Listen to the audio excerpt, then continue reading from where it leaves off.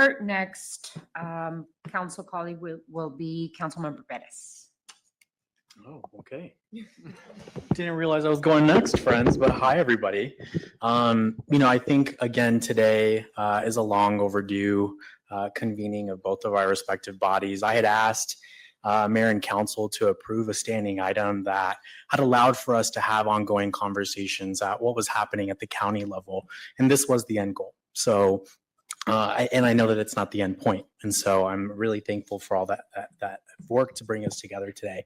I think that this is a very surreal experience for me, in that, less than a couple years ago, I lost my little brother to fentanyl. And I think for me, that's one of the most vivid experiences of my life.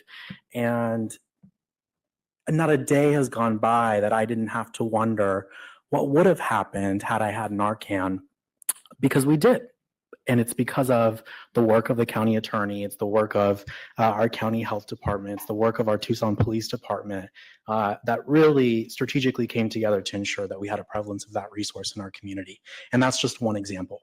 And so, I think that one thing that we sold both bodies sold themselves short on today was the ways in which we also invest millions in people power and in dollars to support everything from the educational continuum to food security by way of the outside agency process on the county side, by way of P-CHIP on the city side, and then all the other numerous ways that we do so throughout the year.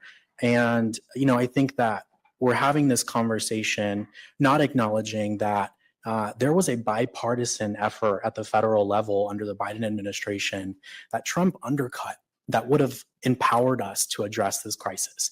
And so we are here taking this on at the cost of our respective jurisdictions, the cost of our respective voters, without the national tools to do so. And so I think to the point that we are seeing by way of the Safe City initiative that Mayor Romero has been leading, and then today, just having looked into the proposed One Pima initiative, are really exciting ways that I think that we are really intentionally bridging a lot of the work. I know that we have some hangups on how to use some opioid dollars, and frankly, I'm still a little upset that the state used the opioid funds the way that it did into our prison system. But all that being said, I think that there is some exciting things on the horizon for our community. And so I ask those beyond this table, our media partners, our nonprofits, to really join in and start listening at this conversation as well. Because I think that we have spent a lot of time as to who does what and why, and less so as to how we can communicate what services are available within our community, because there are.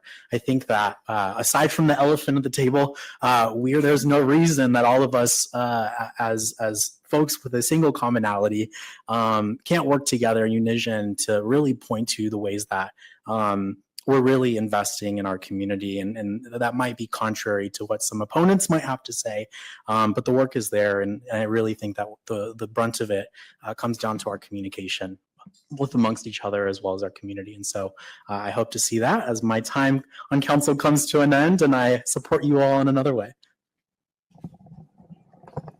Thank you, Council Member, very much. And thank you for stepping up to fill out the term of Council Member Fimbres.